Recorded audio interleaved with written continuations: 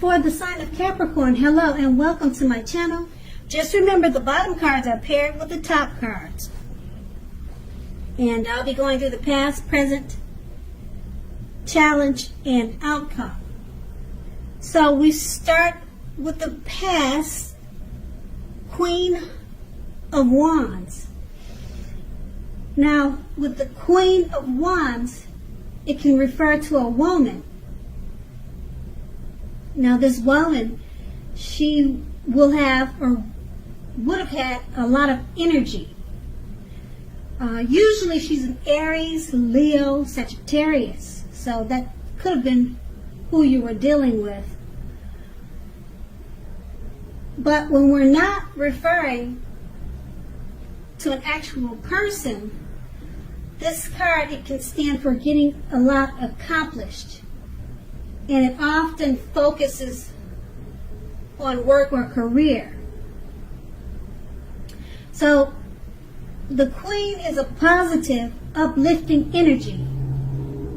Now, when it does stand for a female or woman in your life, she's a good friend.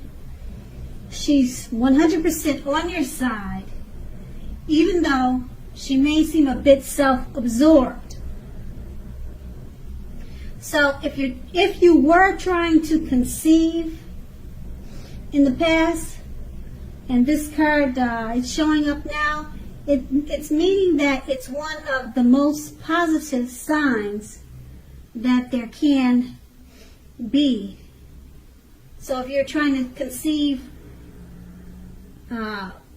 maybe 3 months ago or 2 months ago, it's a positive sign that it can happen. And this card is paired with the Two of Wands. Now, with the Two of Wands, it would have been important for you to keep your balance in every way that you could have in the past. Now, it would have been even to the point of mundane, boring things. Boring things like eating the right foods, getting enough rest. Now, the Two of Wands, it often indicates a partnership with another person. Now, this can be, or it could have been a business, or personal, or both. The Two of Wands, it reminds us to stay mindful of the give and take that's required for successful relationships. So, in the past, if you were feeling out of balance, you should have known, or you should have realized that things were about to get substantially better. You needed to keep your eyes on the prize that you were looking for, metaphorically, and remain or try to become positive. Now that's the past. Now we move on to the present. We have the Nine of Wands. Now this can indicate anxiety and worry, being burdened and keyed up over concerns. The first and the best step is to try to take action such as deep breathing and calming down. So don't let the things that you're worried about overwhelm you. Take it one day at a time, 1 hour at a time, if that's what you feel you need to do. Now, at least some of the worries will very likely turn out to be imaginary, just all in your head. So try to get specific on what you're afraid of and pick it apart. Because if you think about it, what is the true likelihood of the worry actually happening? So comfort yourself and If you need help, don't hesitate to ask for it. Asking for help is the mark of a strong person. And we have this card paired with the Page of Wands. Now, with the Page of Wands, people are usually warm, ambitious, high achievers. If you're not dealing with an actual person, the Page of Wands can indicate the energy of distraction. So try to stay focused.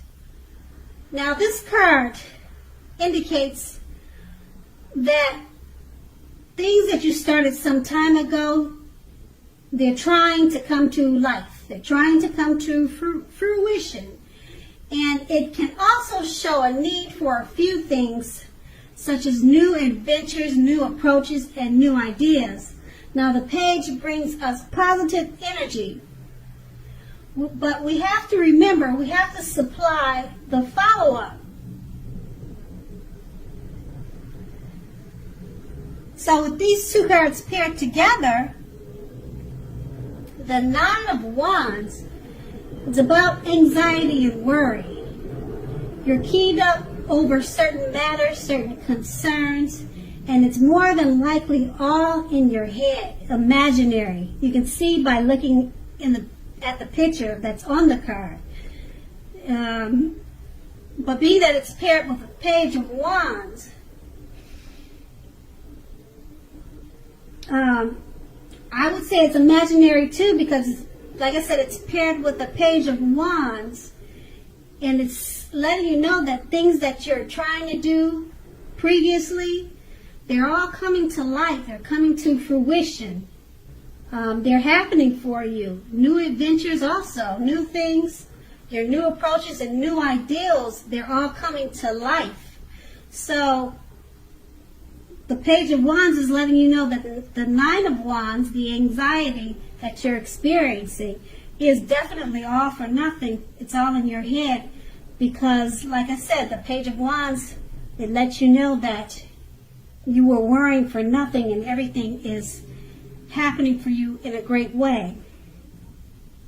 And that's your present. Now, let's move on to the challenge. We have the Nine of Pentacles. Now, this is one of the most uplifting and encouraging cards in the tarot. Now, this can mean that your financial worries are over for a while. And basically, things in general, overall, they'll be going better than you thought ever possible. So make sure to enjoy this great energy and share your wealth and happiness with others. And this card is paired with the Three of Swords. Now, you could be feeling a little sad or blue because with this card coming up in a reading, it's an element of sorrow that is undeniable. But what lies on the other side of any type of sorrow or sorrow or sadness, it can be enhanced understanding and joy. That's what's on the other side of any sadness that you might be feeling now. So make sure to allow yourself to fully experience any sorrow or sadness that may come up now, so that you can move beyond it. Overall, this card can point to very deep emotional issues that must be addressed before you can move forward. So if you deny the pain, it won't make it go away. So you need to allow yourself to experience it, but don't wallow in it. You don't and you should not wallow in grief or sorrow for long periods of time. However, only you can decide how long is long enough, and others won't be able to decide that for you. Others will not be able to decide that for you. So with these two cards paired together, the Nine of Pentacles, you'll be feeling very uplifted and encouraged. Your financial worries, they're gone for some time. But for some reason, with the Three of Swords, you'll be having some type of, you may be experiencing some type of sorrow or sadness that may come across you at this time, even though your finances are great, and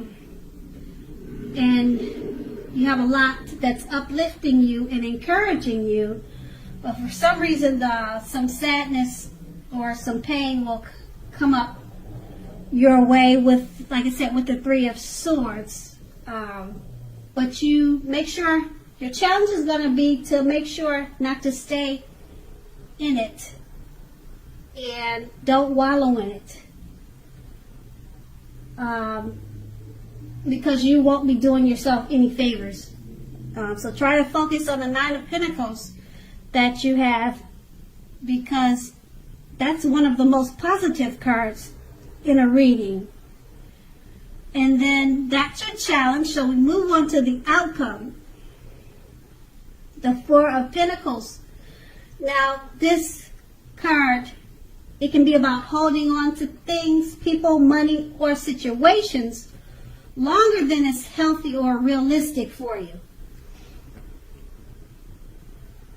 So it's a sure, definite sign that you must look carefully at what you're clinging on to and whether others are clinging on to you in an unhealthy way. So make sure to relax and just know that the Four of Pentacles, it can point to anxiety, fear about money, and or clinging on to whatever it is that makes you feel secure. So the key here is to try to realize that being anxious and grasping does not bring security. And then we have this card paired with the Six of Swords. Now the Six of Swords is a great time for travel of any kind. It also can indicate movement, a change in where you are inwardly. Now, usually, as you can see in the picture, it's showing a change for the better, whether the context is internal or external. So think about where you want to be. Now, the Six of Swords, it's showing that at least a slight reduction in stress and strain. Now, these things may not be perfect, but they are going to be better than they have been in the recent past. So take this time to get your head above the water and decide where you're going from here.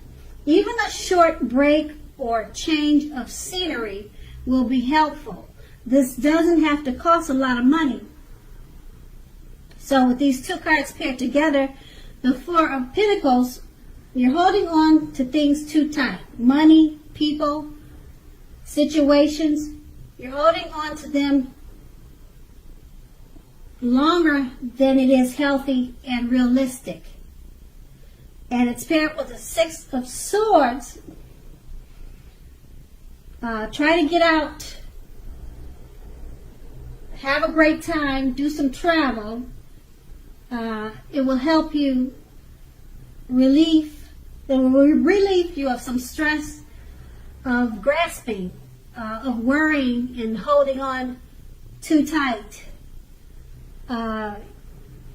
Because you're doing that more than it's healthy and realistic for you. So with the Six of Swords, you just need to get out and travel, even if it's a short trip or just a walk around the park.